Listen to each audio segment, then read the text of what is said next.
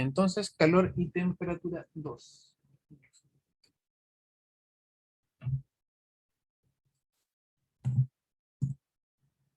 Primero vamos a empezar con transferencia de calor. Ya, ¿qué era el calor? Si me lo pueden recordar.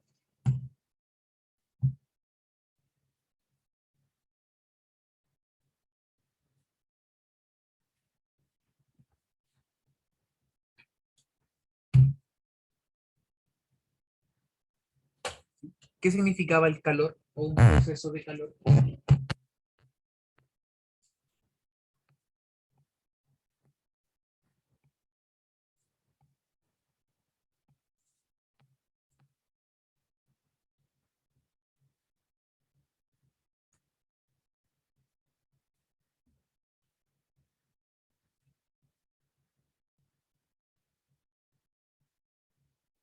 ¿Puede ser aumento de la energía cinética de las partículas?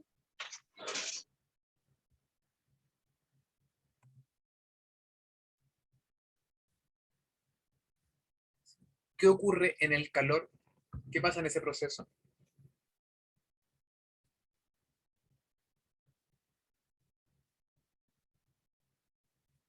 ¿La energía cinética de las partículas aumenta?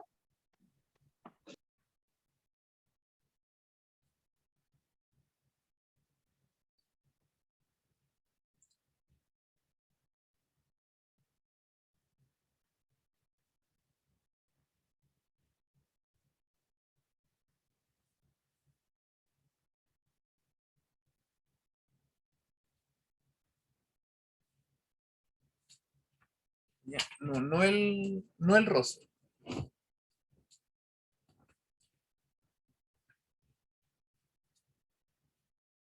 Ya, cuando tenemos calor de un cuerpo a otro, ¿qué es lo que está pasando? ¿Qué se transmite de un cuerpo a otro?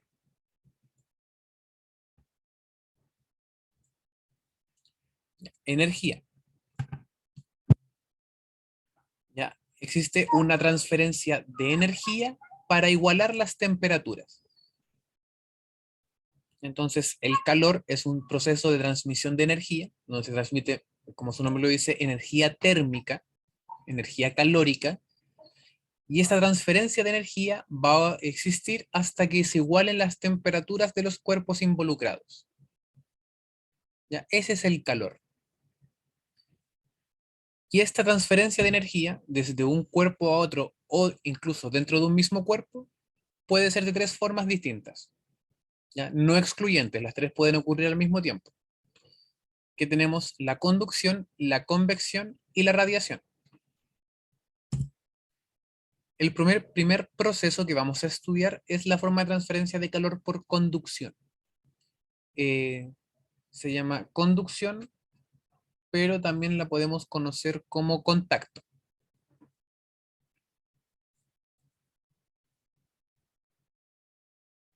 Entonces, esto vamos a conocerlo como transferencia de calor por conducción o contacto.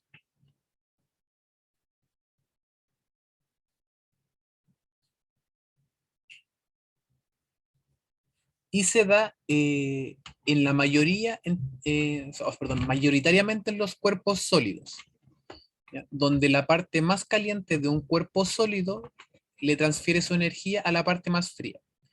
Recordemos que lo más caliente, o sea, las palabras calientes y frías no existen dentro del mundo de la física, formalmente, pero para que se entienda, todos entendemos lo que es algo calor, sobre lo que es algo caliente, lo que es algo frío, así que vamos a hablar en esos términos, a pesar de que no son correctos. Entonces, una conducción se da entre cuerpos sólidos. ¿Cómo se da esto? En la imagen tenemos que tenemos una barra, probablemente metálica, a la cual un extremo se le está expuesta a una llama, ¿sí? A una llama de mucha temperatura. Entonces, esta partícula que está justo encima de la llama comienza a vibrar. Recordemos que la temperatura es la medición de la energía cinética de las partículas de un cuerpo. Es una medición de la vibración de las partículas de un cuerpo. Mientras mayor sea la vibración, mayor va a ser la temperatura. Entonces, si se expone este lado de acá a una llama de alta temperatura, esta partícula va a empezar a vibrar. ¿Sí? Empieza a vibrar mucho. Esta vibración, lo que está vibrando esta partícula, empieza a vibrar de lado a lado, y dicha vibración se la va entonces a dar a la vecina, a la partícula que está al lado. ¿Sí? Vibra tanto que empieza también a hacer vibrar esta partícula. Esta partícula comienza a vibrar y le pasa la vibración a esta partícula que está acá. Esta partícula también comienza a vibrar y cuando vibra mucho va a alcanzar a la partícula que está acá. Y así se empieza a pasar el calor de partícula en partícula. O la energía, esta vibración, se traspasa de partícula en partícula en esta barra, en un cuerpo sólido, hasta que todo el cuerpo alcance la misma temperatura. Recordemos que es una forma de transferencia del calor. Y el calor lo que busca es igualar temperaturas. No piensen que el calor es igual a la temperatura, sino que el calor busca igualar temperaturas. ¿Sí? Es un proceso en el cual se busca que la temperatura de dos cuerpos distintos, o varios cuerpos, varias partículas, alcancen la misma temperatura, el mismo nivel de vibración. En este caso, una barra. Si sumergimos, por ejemplo, una cuchara dentro de una sopa, la base de la sopa o la parte de la cuchara que está sumergida dentro de la sopa va a aumentar su temperatura y le va a pasar la energía al resto de esta cuchara metálica. ¿Hasta cuándo le va a pasar energía? Hasta que toda la cuchara alcance la misma temperatura. ¿Ya? Es por eso que si sumergimos una cuchara de acero o de algún metal, la parte que está en contacto con la sopa se va a calentar, o la parte que está en contacto con el té o un café se va a calentar, y va a transmitir esa energía, va a transmitir ese calor por el resto del cuerpo, ¿sí? Por toda la cuchara. Debido a esto, eh, debido a los materiales en los que se produce la conducción, que son materiales sólidos, es que nos vemos o es necesario tener eh, uso de materiales buenos conductores de calor y materiales que son malos conductores del calor. Ya. En general, eh, en la cocina necesitamos de ambos, tanto materiales conductores de calor como materiales malos conductores, también conocidos como aislantes del calor, para poder usarlos en la cocina y poder cocinar de forma más efectiva y más segura. ¿Se les ocurre qué materiales pueden ser buenos conductores y qué materiales pueden ser malos conductores del calor?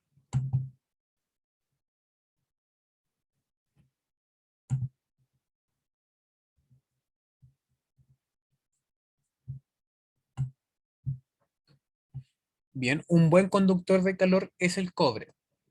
En general, buenos conductores de calor también son buenos conductores eléctricos y viceversa. En general, malos conductores del calor son malos conductores eléctricos. No siempre se cumple, pero se da en general.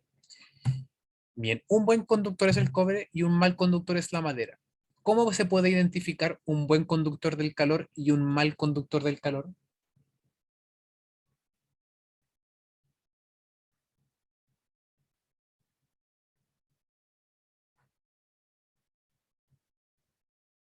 ¿Sí? ¿Cómo creen ustedes es una buena forma de identificar buenos conductores y malos conductores?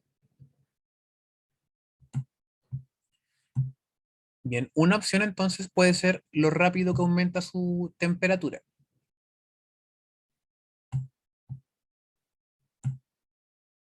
Ya, respecto a la tabla periódica no me voy a meter, cero conocimiento de química, no sabría decirles como ver la tabla periódica y decirle, ah, bacán, ese es un buen conductor del calor. Ya, así que en eso no me voy a meter.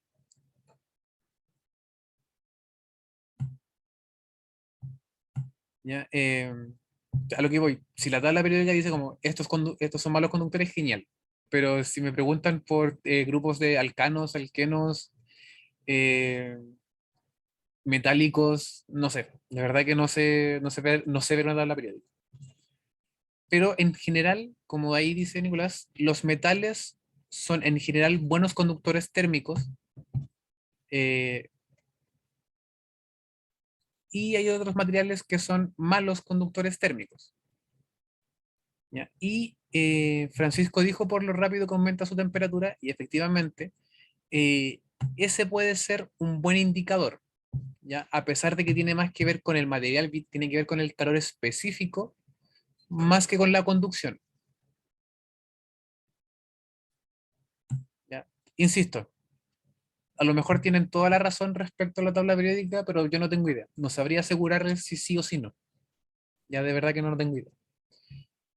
Pero una buena forma de ver si un material es un buen conductor o un mal conductor es qué tan rápido se quema un material.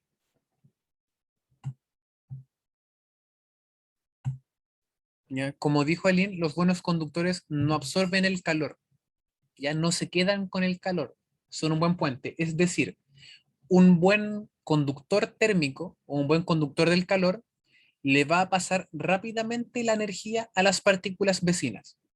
¿Ya? Esta partícula recibe energía y así como un buen conductor de la electricidad pasa la electricidad por todo su cuerpo de manera muy eficiente, lo mismo un buen conductor del calor. Esta partícula recibe energía e inmediatamente se la pasa al vecino, a la partícula vecina. Esta partícula se gira un poco e inmediatamente le pasa calor a la partícula de acá. Y así. Recordemos que una llama está a cientos y cientos de grados Celsius, ¿ya? Dependiendo el color. Busco al tiro la temperatura del color azul en la llama, pero es muy, muy alta. ¿Ya? Una llama azul, eh, dependiendo de qué está ardiendo, tiene una temperatura aproximadamente de 1980 grados Celsius. ¿Ya? Nuevamente, va a depender del tipo de material que estemos quemando, depende de muchas cosas, em, pero dejémoslo que está a más de 1000 grados Celsius. ¿Ya? Una llama azul está a más de 1000 grados Celsius. ¿Ya? Como el gas de la cocina, por ejemplo, pero el gas de la cocina pasa a ser muy rápido de llama azul a llama un poco más amarilla hacia arriba.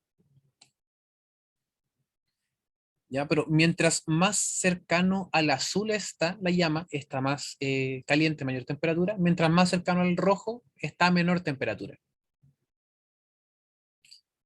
Eso como dato, no es relevante. El punto es que la llama de una cocina, la llama de un mechero, está a más de 1000 grados Celsius. ¿Cómo puede ser que esto esté expuesto a más de 1000 grados Celsius y no se derrita? ¿Sí? Y no le pasa casi nada. Eso tiene que ver porque em, la temperatura que recibe, la energía que recibe, la traspasa de manera muy eficiente a través de todo su cuerpo. Un buen conductor hace eso. Un mal conductor, si recibiese esta cantidad de energía acá, lo que hace es no pasársela a la partícula vecina, sino que la deja encerrada. Esta partícula o estas partículas que están aquí recibiendo todo el calor, les gusta quedarse con esta energía, le gusta tenerla aquí encerrada y no le gusta traspasársela a la vecina. Entonces, ¿qué pasa si tenemos una partícula o una parte de un cuerpo que está expuesta a 1000 grados Celsius y no le da esa energía a las partículas vecinas? ¿Qué va a pasar con ese lado de ese cuerpo?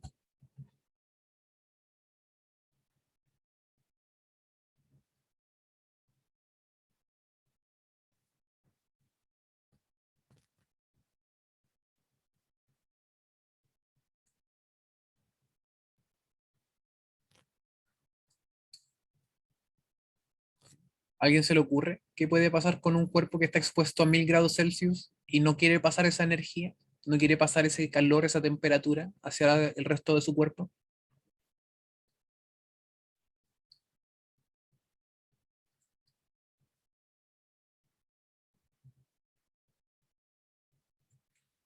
Ya. Una opción es que se carboniza, ¿sí? Lo que conocemos como, comúnmente como quemarse. ¿sí? El pan, por ejemplo, se quema porque todo está negro. La madera, ¿sí? O que algo se queme al exponerse al calor, significa que es un mal conductor del calor.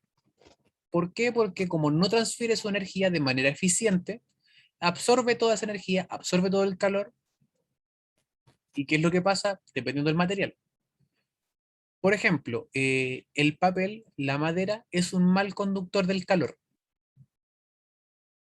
Entonces, si exponemos papel al fuego, el papel se quema inmediatamente. Si se empieza a consumir. La madera casi lo mismo.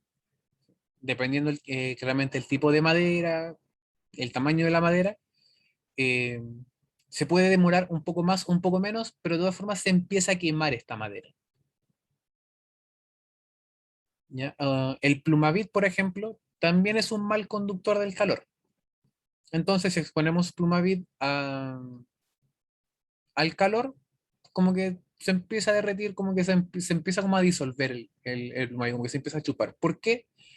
Porque es un mal conductor del calor y al absorber energía, se queda con esa energía y no lo traspasa al resto del cuerpo. Ya, eso es un mal conductor del calor. Y un buen conductor recibe la energía y la traspasa inmediatamente a las partículas vecinas. Ya, esa es la diferencia entre un buen conductor y un mal conductor. Pero ambas son necesarios para la vida diaria. ¿Ya? Necesitamos buenos conductores del calor para cocinar. Por ejemplo, sartenes y ollas deben ser buenos conductores para que todo el sartén, para que toda la olla tenga calor de manera homogénea, ¿ya? O tenga una temperatura homogénea y pueda cocinar bien los alimentos. Pero necesitamos elementos aislantes del calor para cocinar también estos alimentos. Por ejemplo, cucharones de madera, cucharones de plástico para la sopa, por ejemplo. ¿Por qué? Si tenemos cucharas metálicas, completamente metálicas, sin un mango plástico, nos estaríamos quemando la mano todo el rato. ¿Ya? ¿Por qué? Porque las sopas, los alimentos, están más o menos a la temperatura del agua, a punto de hervir, que son 90 a 100 grados Celsius. Entonces, tocar un metal a 90 grados Celsius nos va a quemar la mano constantemente. ¿Cómo arreglamos ese problema?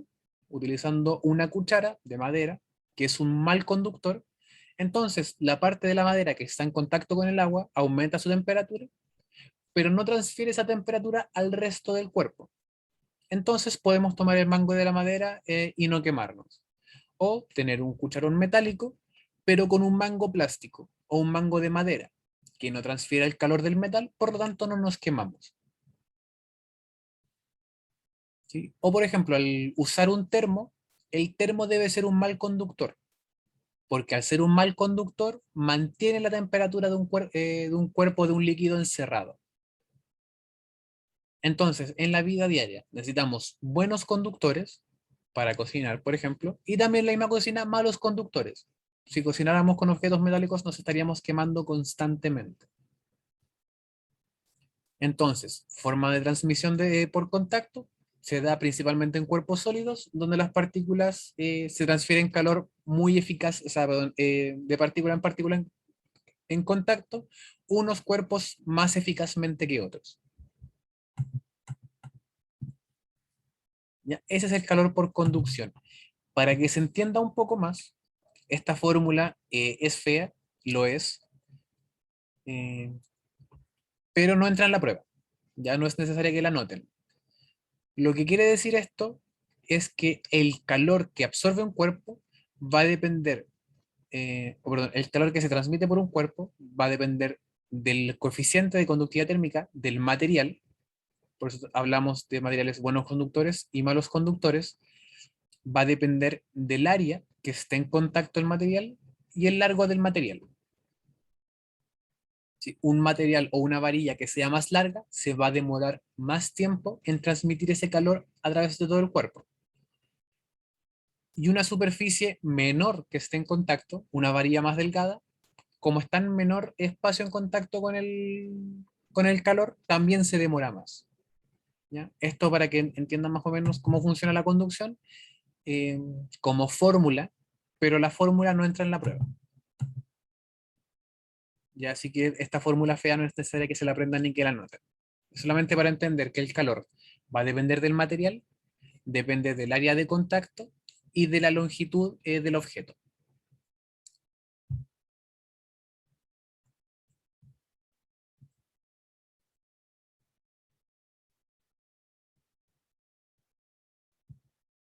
Ya.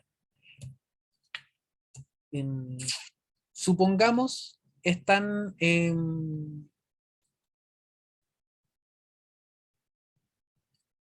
por ejemplo, están en la ducha, ya están en el baño, que ha estado todo el día sin interacción, entonces todo el baño está aproximadamente a la misma temperatura.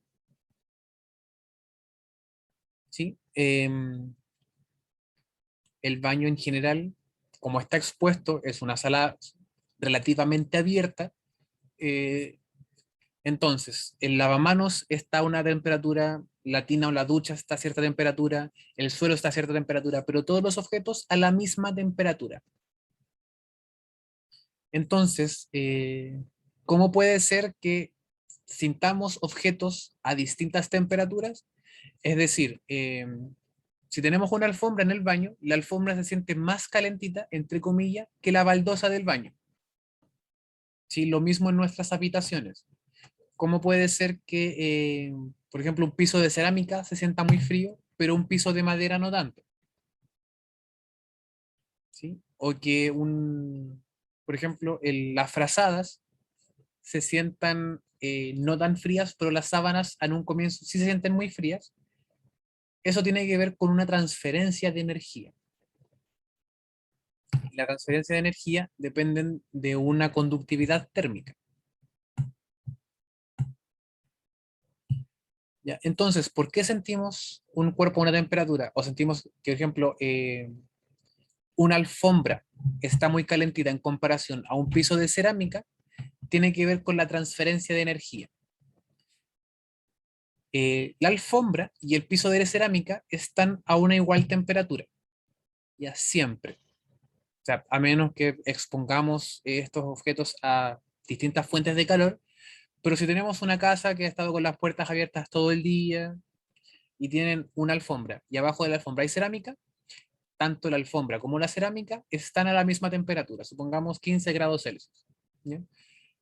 Pero a pesar de estar a la misma temperatura, la alfombra se siente a una mayor temperatura que la cerámica. ¿Por qué se da esto?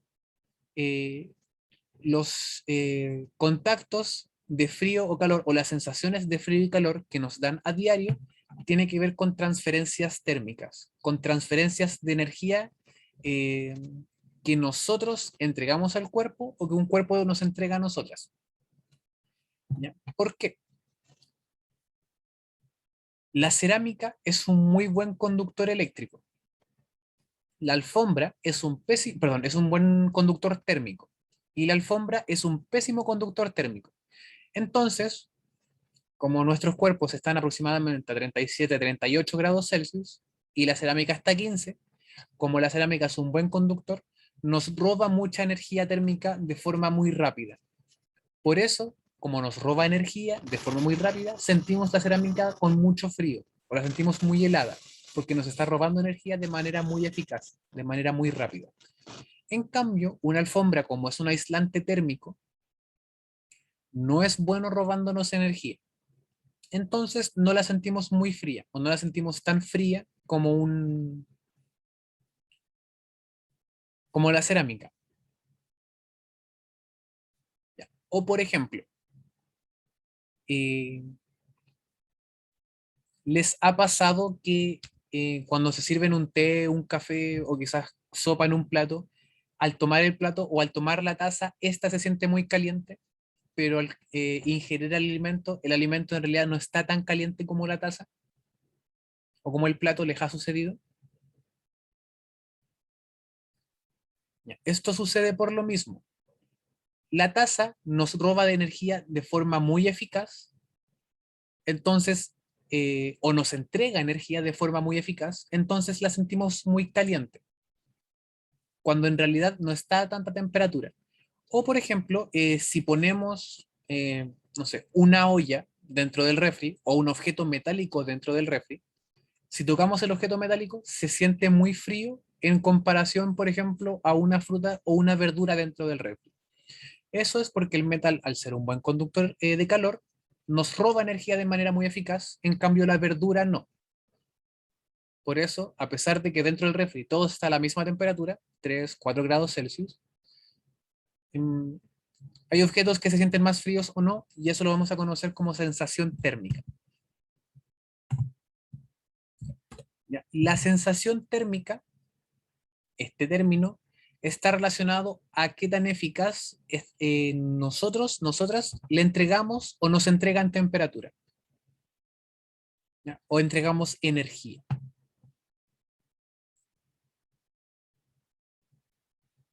Dos cuerpos a la misma temperatura, uno se siente más caliente que el otro. ¿Por qué? ¿Por qué tan eficazmente ese cuerpo nos entrega o nosotros les entregamos energía a ese cuerpo? ¿Ya? Esa es la sensación térmica. La segunda forma de transferencia del calor es la convección. Este método de transmisión o transferencia de calor se da exclusivamente en fluidos, en líquidos y en gases. Y se forma corrientes de convección. Son flujos cálidos ascendentes y fríos descendentes, ¿sí? Donde hay flujo de materia. ¿Ya? ¿Qué es lo que está ocurriendo acá? Tenemos aquí un triángulo que representa el calor, representa la energía que se le entrega a este envase, a esta vasija, pocillo, lo que sea. ¿Y qué es lo que está sucediendo aquí? Esta fuente de calor le está transmitiendo energía a este envase y, por ejemplo, calienta esta partícula que está acá. Le entrega energía y aumenta la temperatura de esta partícula. Esta partícula, al aumentar su temperatura, va a subir, ¿sí? Y va a llegar hasta acá arriba. Y esta partícula de acá, que estaba un poquito más acá, va a bajar y va a ocupar este lugar. Luego, esta partícula que estaba aquí y luego bajó, va a aumentar su temperatura, va a subir, y esta partícula que estaba aquí, a lo mejor va a pasar para acá, esta partícula que estaba aquí y aquí, y la partícula que estaba acá arriba va a bajar hasta acá. Luego va a aumentar su temperatura, va a subir, y la partícula que estaba acá arriba va a bajar. Y así constantemente van a haber partículas que aumentan su temperatura y suben, y partículas que estaban a menor temperatura van a bajar a usar su puesto. Y así es un ciclo constante en que partículas suben, partículas bajan, hasta que todas las partículas alcancen la misma temperatura. ¿Ya? Eso es el proceso de convección.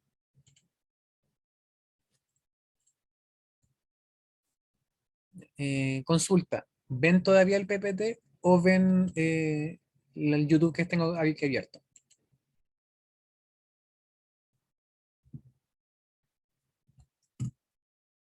¿Sí, PPT? Ya va acá.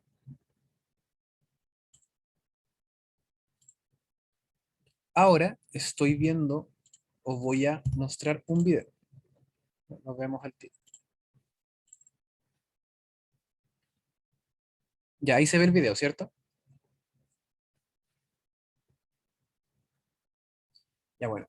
Lo que está haciendo esta persona es que en un pocillo va a echar aceite, lo va a calentar con una vela, y a este aceite le va a echar colorante. Colorante azul, colorante negro, no sé, colorante. Para que así las partículas o gotas de aceite o gotas del colorante sean visibles. Y entonces está calentando aceite, le echa colorante, y lo que vamos a observar aquí es un proceso de convección. Si seguimos una partícula, vemos que esta partícula se calienta acá abajo, sube, llega acá arriba, se desplaza y vuelve a bajar. Luego se vuelve a calentar, vuelve a subir, vuelve a llegar acá arriba, se desplaza y vuelve a bajar. Y así ciclos de convecciones constantes. En partículas que se calientan, suben, se enfrían y vuelven a bajar. Se vuelven a calentar, vuelven a subir, se enfrían y vuelven a bajar. Y así en un ciclo constante en el que aumentan su temperatura. ¿ya? Lo que vamos a conocer como ciclos de convección, o el proceso de convección, o la convección de un fluido. ¿Ya? Volvemos al PPT.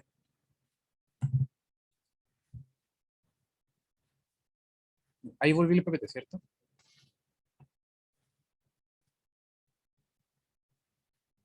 Ya bueno. Eso es la convección, o el proceso de calor por convección. ¿Se entiende bien lo que ocurre?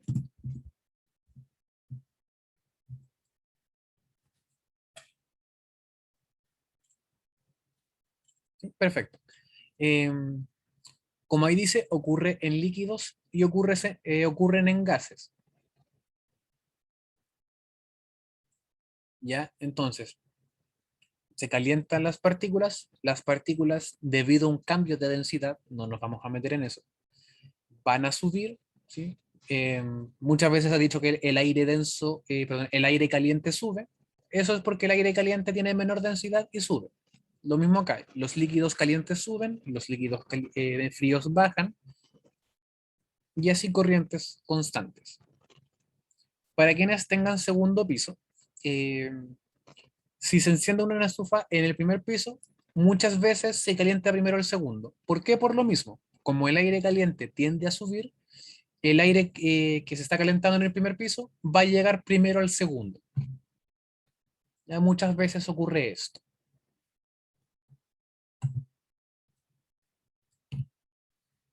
Y la tercera forma de calor o método de calor es la radiación. La radiación se transmite debido o por medio de ondas electromagnéticas, ya principalmente ondas infrarrojas. Ya vimos ondas, así que no es necesario ahondar mucho en esto. Y el calor atraviesa el espacio, es una onda electromagnética. Como es una onda electromagnética, no es necesario que haya o que se traspase por medios materiales. ¿Ya? Puede traspasarse por el vacío. ¿Sí? Y todos los cuerpos estamos irradiando energía. ¿Ya? Todos los cuerpos, sin excepción, irradian energía en forma de ondas electromagnéticas. ¿Ya? Por mucho que sentamos frío, estamos constantemente irradiando energía térmica,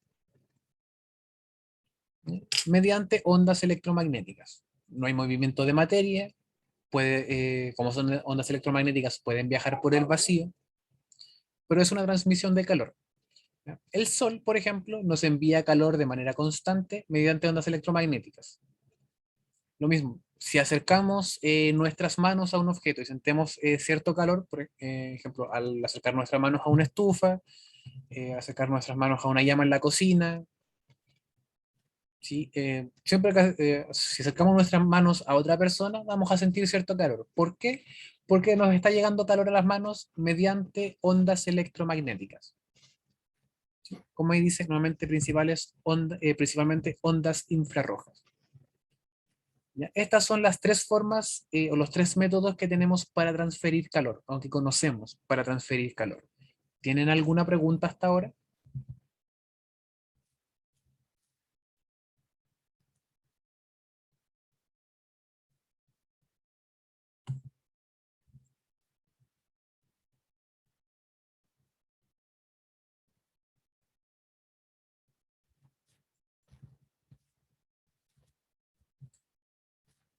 ¿Alguna duda?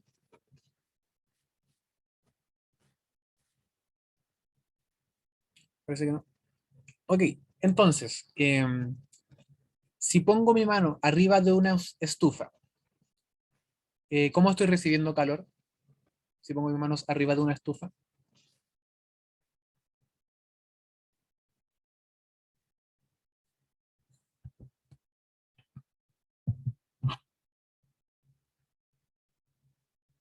Ya, a través de ondas. ¿Y cómo se llama eso?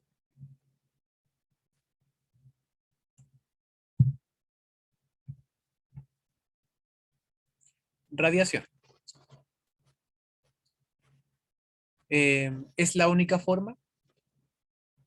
¿O hay otro método en el caso de que ponga mis manos sobre la estufa? ¿Sí? O encima de la estufa, a cierta altura. ¿Solamente recibo calor a través de radiación?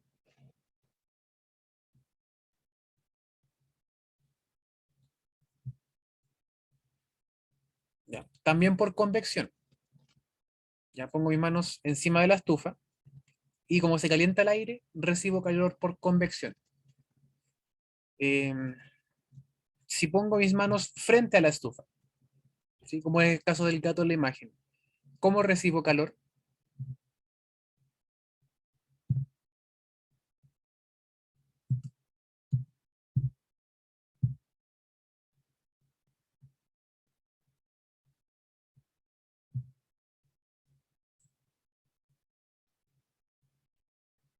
De la misma forma, por radiación.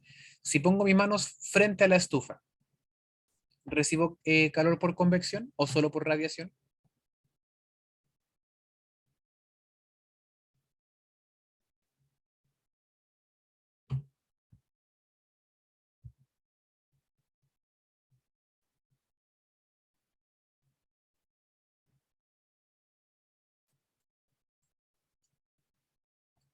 Solo radiación.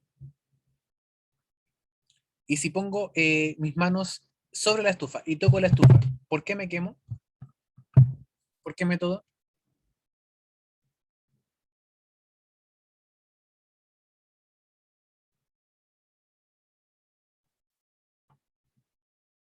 Por conducción o por contacto. Esos son nuestros tres métodos.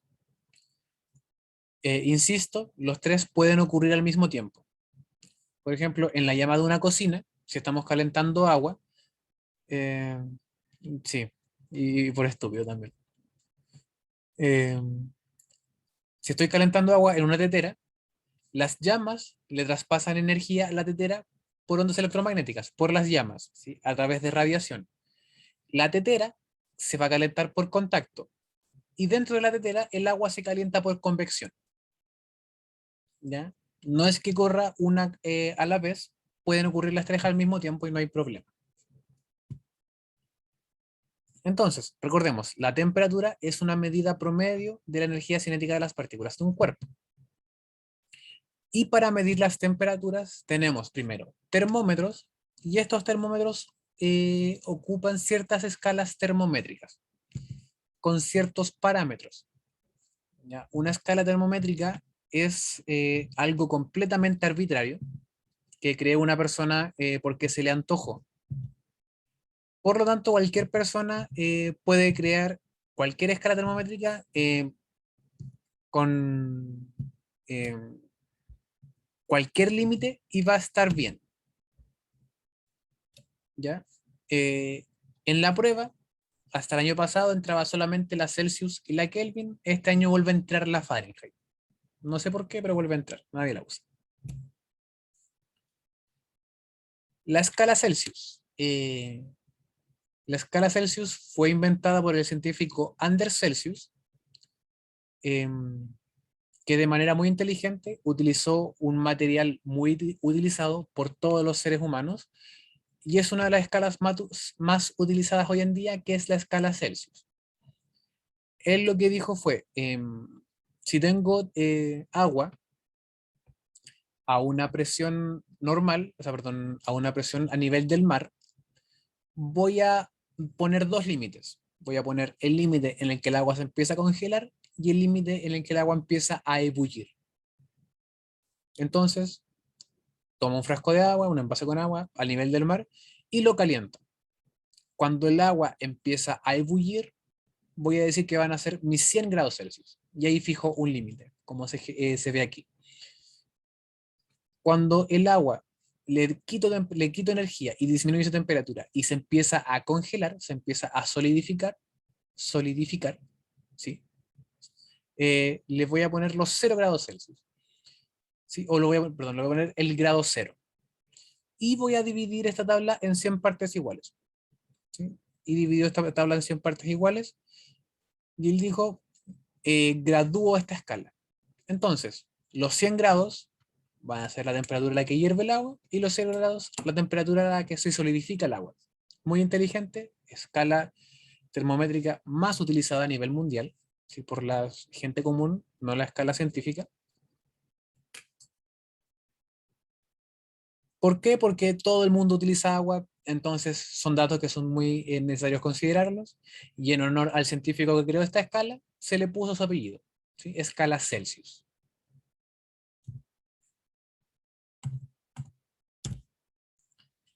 La escala Kelvin, no, primero vamos a hablar de la escala Fahrenheit y luego volvemos a la escala, o no tenemos la escala Fahrenheit. Ya, agreguemos una diapositiva en blanco y hablamos de la escala Fahrenheit. La escala Fahrenheit, por otro lado, fue una estupidez gigante. Yo al menos le voy a decir una estupidez gigante.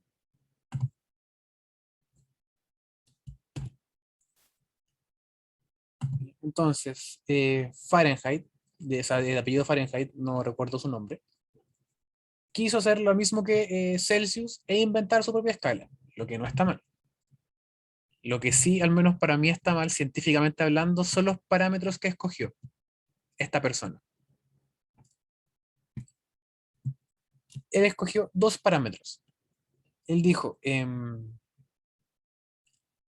la temperatura, perdón, él mezcló agua con sal, con alcohol, hizo una mezcla muy rara, y esta mezcla fue exotérmica, es decir, liberó energía, por lo tanto disminuyó su temperatura, y a la temperatura de equilibrio que llegó, él los llamó los 0 grados. ¿Sí? No Celsius, 0 grados simplemente. ¿Sí? A una mezcla. Mezcla de aguas, sales, mezcla de varias cosas. ¿Ya? Y él dijo, a esto van a ser los 0 grados. En el otro extremo, esta persona tomó la temperatura corporal. Hay gente que dice que la tomó su propia temperatura corporal, hay historias que dicen que tomó la temperatura corporal de su esposa, la historia varía. Tomó temperatura corporal, y a eso él le puso los 98 grados. E hizo lo mismo, dijo, tengo una temperatura de agua, amoníaco, cloro, sales, no lo recuerdo, no es importante. Y dijo, la temperatura a la que llega esta mezcla van a ser los ceros. Luego le tomó la temperatura a su esposa y dijo, esto van a ser los 98 grados. Y graduó esta escala. Nuevamente, ahora en 98 partes iguales. Y así se creó la escala Fahrenheit. Y entonces, ¿por qué yo la considero mala? A pesar de que creo que es la tercera escala más usada en el mundo, se usa como Estados Unidos y como 2 o 3 países más. Porque los rangos o los límites que usa no tienen ninguna relación el uno con el otro. Ya no podemos relacionar esta mezcla de agua con otros elementos y la temperatura corporal. Para mí no tiene sentido. Ya, tampoco encuentro el sentido de que se evalúe en la prueba, pero es parte del temario, así que ¿qué se le va a hacer? Ya. Y Fahrenheit y Celsius tienen cierta relación matemática, la cual también vamos a ver, pero un poco más adelante. Una escala termométrica que sí es científica, y quizás demasiado científica, es la escala Kelvin. La escala que inventó Lord Kelvin nos dice lo siguiente.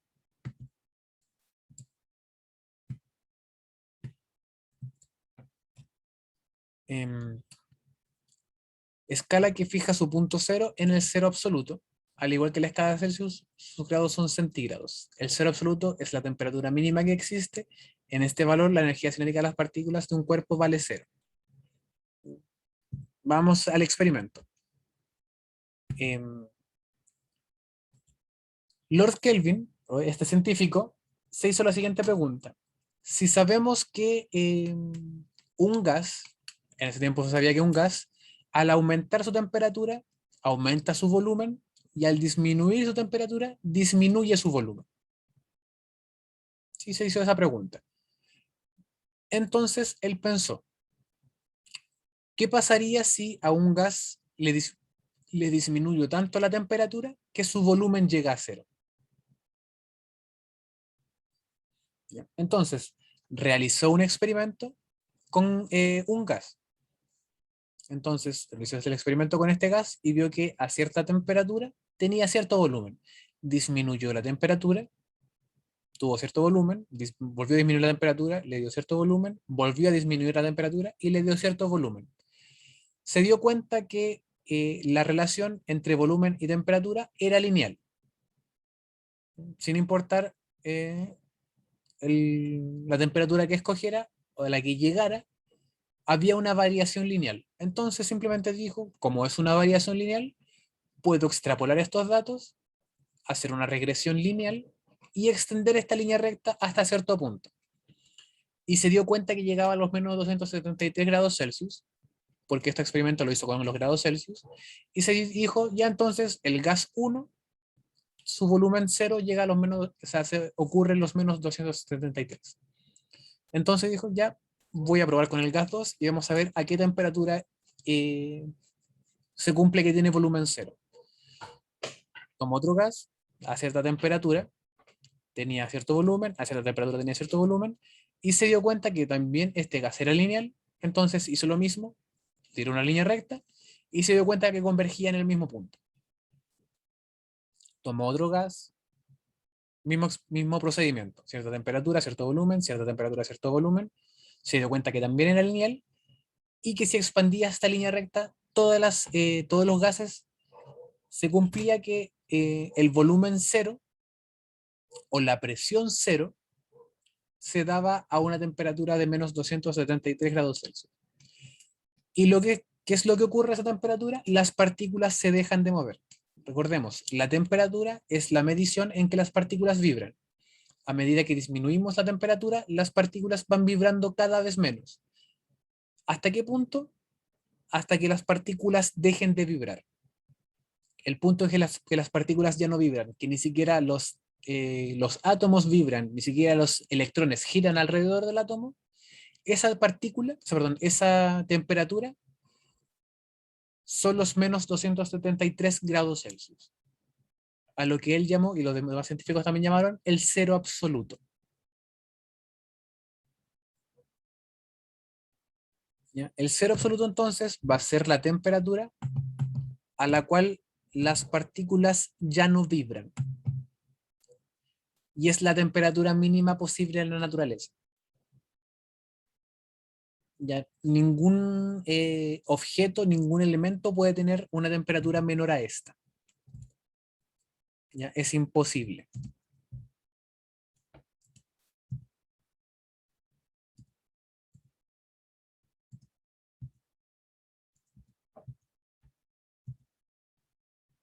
¿Ya? Esa es entonces la escala Kelvin. ¿De qué sirve tener tantas escalas?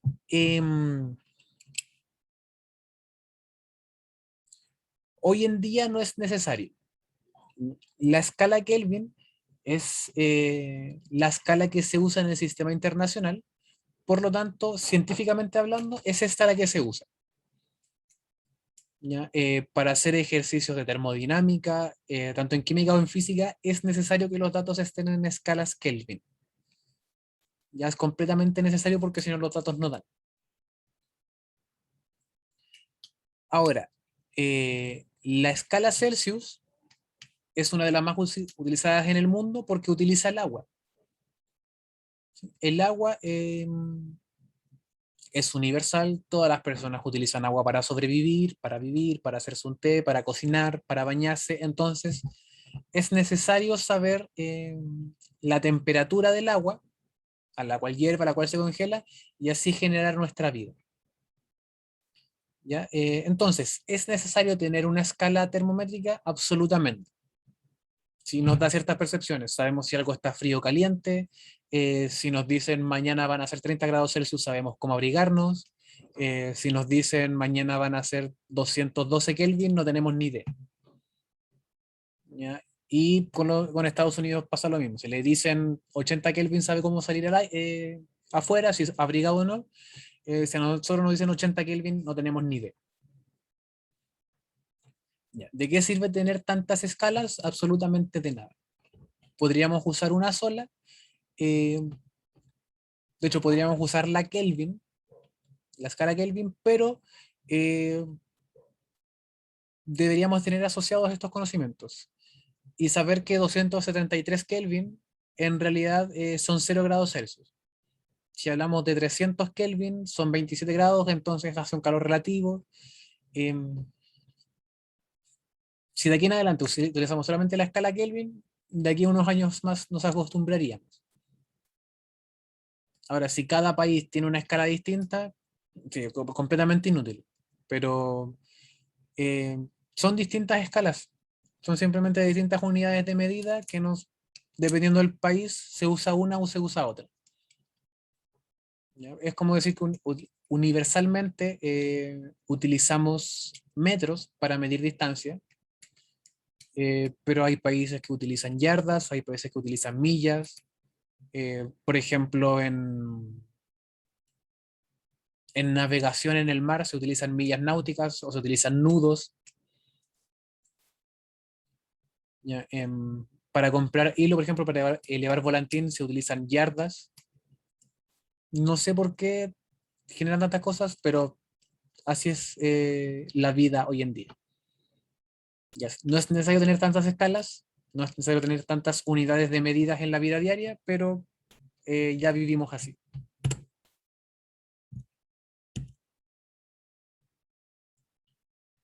Ya. Ahora, tenemos que aprender a convertir una escala a otra escala. ¿Ya? Y para eso tienen que saber pendiente, tienen que saber función lineal. En matemática, ¿han visto de buena forma la función lineal?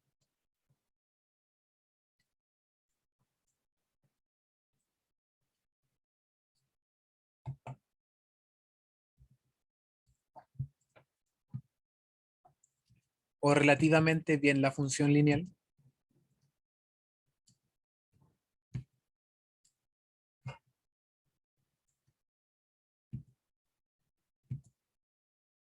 Ya. Entonces, esto va a ser un poco más fácil. Recordemos que la función lineal es y menos y1 va a ser igual y2 menos y1 partido en x2 menos x1 por x menos x1. Así era la fórmula, ¿no?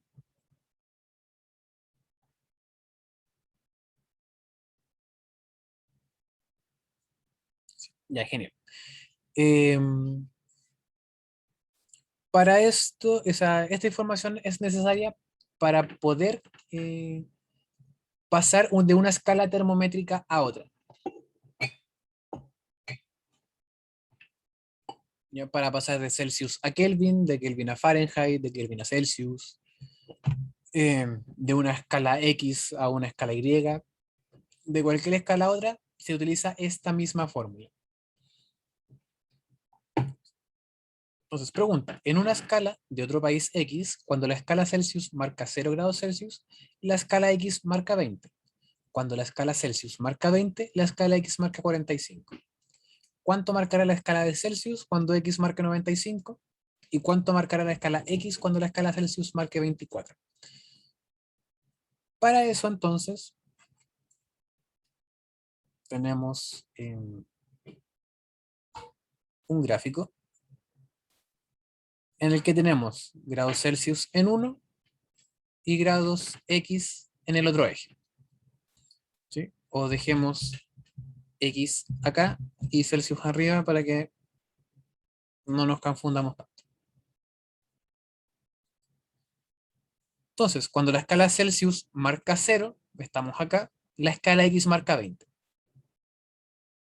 Entonces tenemos el punto 20,0.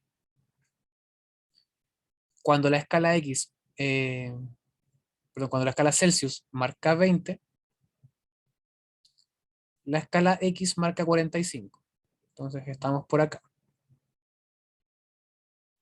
Estamos aquí en este punto, el punto 45,20.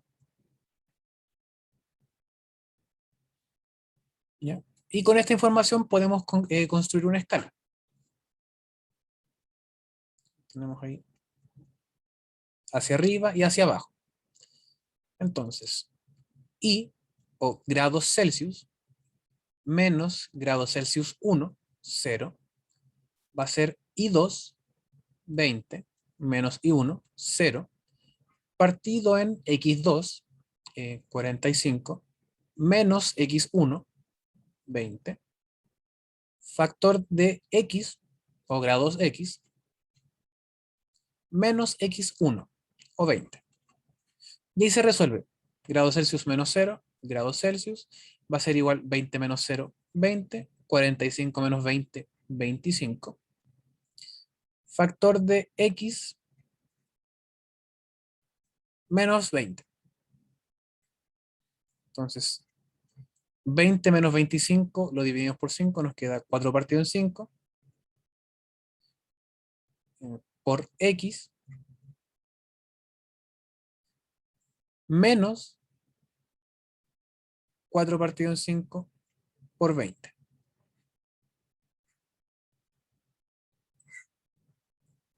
Entonces, grados Celsius va a ser igual a 4 partido en 5 grados X, menos 4 por 20 son 80, y 80 por, o sea, perdón, dividido en 5, 16. ¿Ya?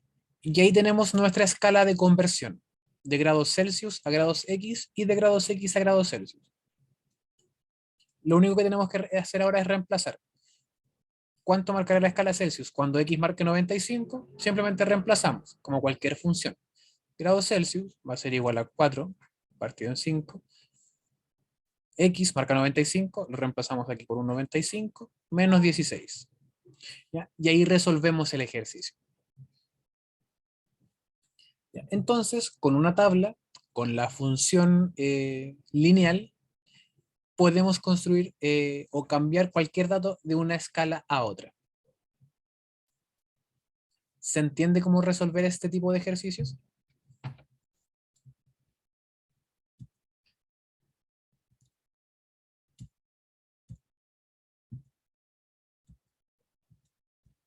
Bueno, eso es, y no es nada más complicado que eso.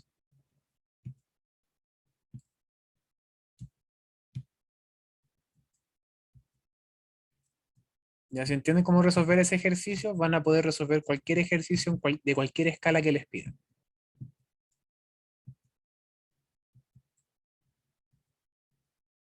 ¿Alguien tiene alguna pregunta con estos ejercicios? ¿O con este ejercicio en particular?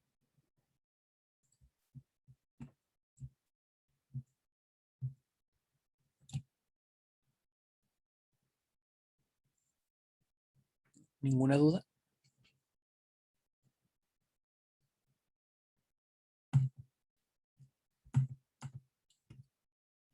Ya. Y aquí tienen la misma escala, Celsius X, y ahí tienen que llenar.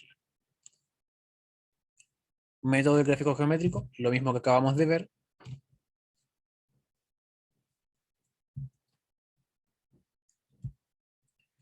Método de ecuación de la recta. Hay distintas formas. Ya. Ahora, ahí es muy probable que le pregunten acerca de cómo convertir de escala Celsius a Fahrenheit y de Fahrenheit a Celsius. Ya. La forma para hacerlo es la siguiente. Grados Fahrenheit van a ser igual a 9 partido en 5 por grados Celsius más 32. Y de grados Fahrenheit a Celsius van a ser grados Fahrenheit menos 32 entre paréntesis, y el resultado de eso por 5 y dividido en 9.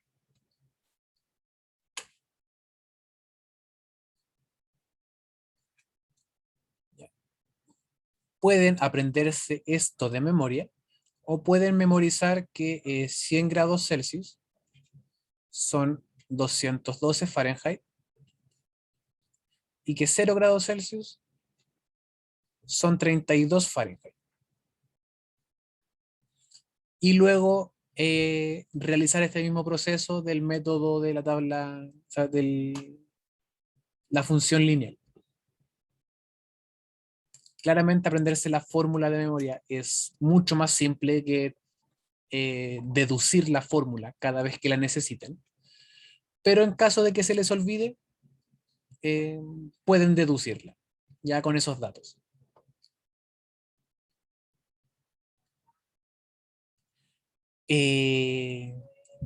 No he visto que pregunten de Fahrenheit a Kelvin. De hecho, insisto, Fahrenheit estuvo muchos años fuera del temario, volvió recién este año. Por lo tanto, no sabría si les van a preguntar inmediatamente de Fahrenheit a Kelvin. De ser así, la forma más simple es pasar de Fahrenheit a Celsius y de Celsius a Kelvin. ¿Cuál es la relación entre Celsius y Kelvin? La pasé por alto sin querer. Es esa fórmula que está ahí. ¿Ya? Los grados Kelvin o la temperatura en Kelvin va a ser igual a la temperatura en Celsius más 273,15.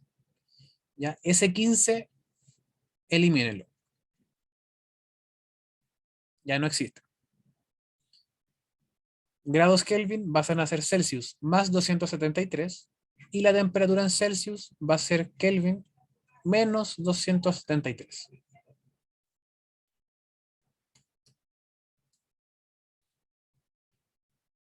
Entonces, Kelvin a Celsius,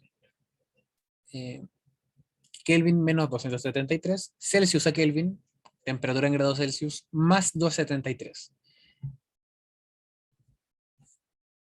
Para que lo noten también. Son las dos conversiones importantes que se necesitan aprender. Sobre todo esto. ¿Ya? Sobre todo Kelvin a Celsius. ¿Ya? No recuerdo si entra termodinámica, así como pavo ratón, en la prueba de química. Si es así, recuerden siempre la temperatura en Kelvin. Ya jamás en Celsius. No les va a resultar si tienen la temperatura en Celsius.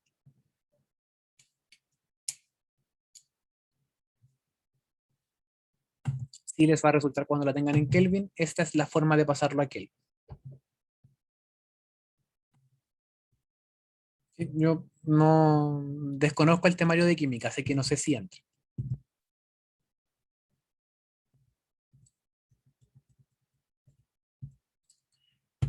Efectos que provocan el calor en la materia, y esto es lo último que vamos a ver, provoca cambios en el tamaño de los cuerpos. ¿Ya? Entonces, los cuerpos se pueden dilatar o se pueden contraer dependiendo del aumento o disminución de la temperatura.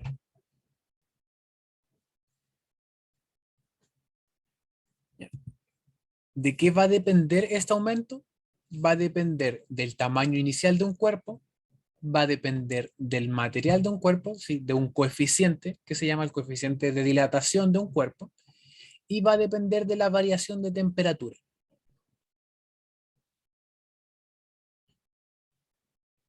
¿Sí? Esas fórmulas que están ahí abajo son medias complicadas. Las más fáciles son estas que están aquí. Vamos a tener entonces que un cuerpo se puede dilatar lineal, superficial o volumétrico. La dilatación lineal, como su nombre lo indica, es una dilatación solamente en una dimensión, en una línea. Generalmente en cuerpos en que o sea, recordemos, todos los cuerpos son tridimensionales, ¿ya? No existen cuerpos unidimensionales o bidimensionales. Pero en caso de varillas, en cables o barras, hay una dimensión que supera las otras dos con creces. Cuando una dimensión supera las otras dos con creces, hablamos de dilatación lineal, o lo que nos interesa, o los que nos preguntan en la prueba, es la dilatación lineal, la dilatación de un solo eje o una sola dimensión. En este caso, en esta dilatación lineal, tenemos estas fórmulas. La longitud final de un cuerpo va a depender de su longitud inicial, producto o por 1 más el coeficiente de dilatación, que depende de cada material, se los van a dar por una variación de temperatura. Sí, recordemos, variación de temperatura, temperatura final, menos temperatura inicial. ¿Ya? Lo que nos importa en estos casos es cuánto varíe la temperatura. ¿Ya? Por ejemplo, si pasamos de 100 grados Celsius a 102 grados Celsius, se va a dilatar la misma longitud que si pasamos de 4 grados Celsius a 6 grados Celsius. ¿Sí? Esos 2 grados de diferencia. Como en ambos casos varía 2 grados, en ambos casos se dilata o se contrae lo mismo. ¿Ya?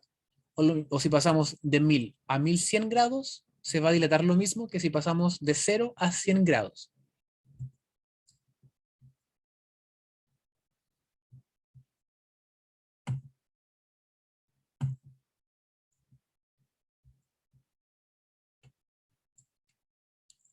¿Ya? Y esto es para calcular la longitud final. Si queremos calcular la variación de longitud, es decir, cuántos centímetros o cuántos metros se alarga o se contrae, esto va a ser igual al coeficiente de dilatación por la variación de temperatura por la longitud inicial del objeto.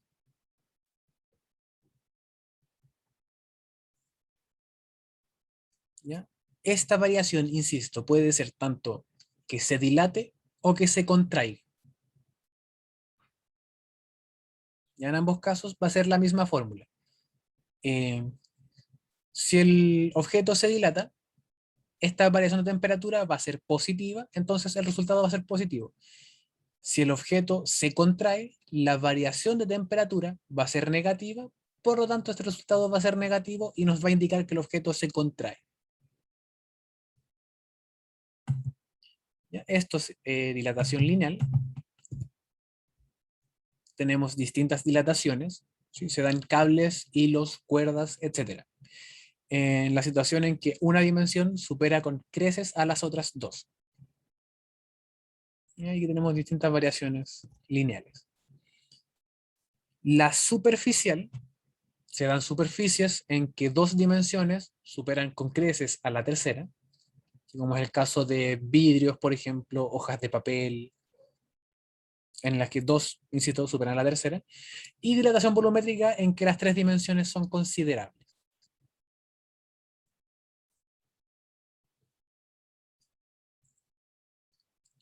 Entonces, una dilatación superficial, vamos a tener que la superficie,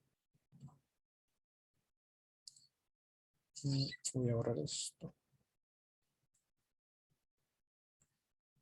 La superficie va a ser igual a la superficie inicial por 1 más dilatación superficial por variación de temperatura.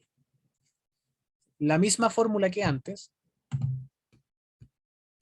es esta misma fórmula, solamente que en vez de usar alfa, usamos beta.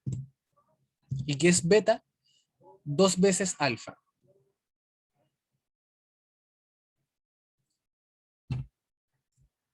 ¿Ya?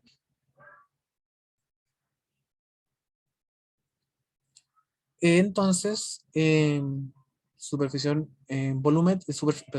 superficial, 2 veces la dilatación lineal.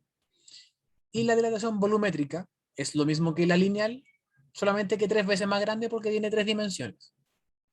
Entonces, en este caso, el volumen final de un objeto va a ser igual a su volumen inicial, factor de 1 más gamma por variación de temperatura. Y gamma es igual a 3 veces alfa. ¿Sí? O a 3 veces el coeficiente de dilatación lineal. Entonces, en los ejercicios tienen que estar pendientes de qué es lo que les piden y qué es lo que les dan. ¿Ya? Hay veces que están hablando de dilatación volumétrica, pero no les dan el coeficiente de dilatación volumétrica, sino que les dan el coeficiente de dilatación lineal. Entonces, este coeficiente tienen que multiplicarlo por 3. ¿Sí? O hay veces que les dan el coeficiente de dilatación superficial y les piden dilatación lineal. Entonces, este coeficiente hay que dividirlo por 2. ¿Sí? Hay que estar súper atentos y atentas a estos casos. Cuando ejercitemos esto, los vamos a dar cuenta. Entonces, todos los materiales que conocemos, cuando aumentan su temperatura, se dilatan, se expanden, y cuando disminuye su temperatura, se contraen. ¿Ya? Absolutamente todos. Menos 3 o 4 excepciones. La más conocida en la prueba, aquí tenemos ejemplos de expansión térmica. En los rieles, ahora, cuando usan el metro, van a ver que hay cierta distancia entre rieles. ¿Ya? Donde termina un riel, hay una distancia y comienza el siguiente. Eso se da para que los rieles tengan espacio para expandirse en caso de que aumente mucho la temperatura y no se enchueguen como estos rieles de acá, debido a la expansión. Ahora, todos los objetos, al aumentar su temperatura, se dilatan y al disminuir se contraen. Como les dije, a excepción de 3 o 4 elementos. El principal de estos es el agua, lo que conocemos como la anomalía del agua. Si tenemos agua a 100 grados Celsius y disminuimos su temperatura, su volumen va a ir disminuyendo. ¿Sí? El volumen del agua aquí va a ir disminuyendo, va a ir disminuyendo, va a ir disminuyendo, hasta que llegamos a los 4 grados Celsius. ¿Sí? Si hacemos un pequeño acercamiento, cuando llegamos a los 4 grados Celsius, el agua disminuye, disminuye, disminuye, y al llegar a los 4, como que vuelve a aumentar un poquito. ¿Sí? Entonces, a los 4 grados Celsius se invierte el proceso y en vez de disminuir el volumen, cuando disminuye la temperatura, el volumen aumenta. ¿Sí? Hasta llegar a los 0 grados Celsius y luego disminuye de forma normal. ¿Sí? Y viceversa. ¿Ya? Al aumentarlo, su volumen disminuye. ¿Ya? Que es lo que conocemos como la anomalía del agua. Entonces, agua a 10 grados Celsius disminuye su volumen, agua a 5 disminuye su volumen. Al llegar a 4, el volumen, en vez de disminuir, comienza a aumentar. ¿Sí? Y viceversa. Tenemos agua a 0 grados Celsius. Al aumentar la temperatura, el volumen debería aumentar, pero esto no sucede. El volumen disminuye. Y al llegar a 4 grados Celsius, comienza a comportarse como cualquier objeto normal, como cualquier cuerpo normal.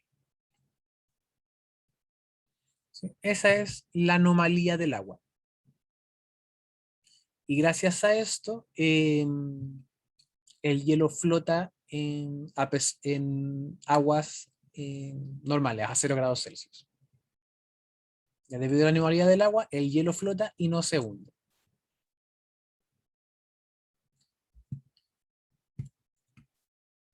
¿Ya? Y esto permite entonces muchas cosas, entre ellas la vida en lagos congelados.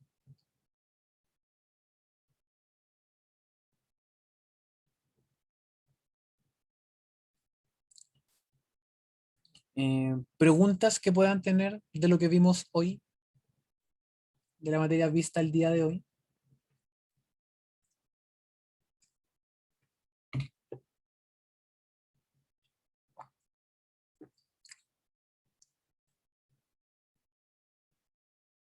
¿Ninguna pregunta?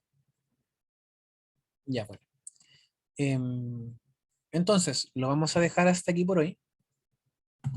Recuerden revisar el canal de YouTube donde vamos a estar subiendo las clases. ¿Sí? Y el Drive, perdón, en el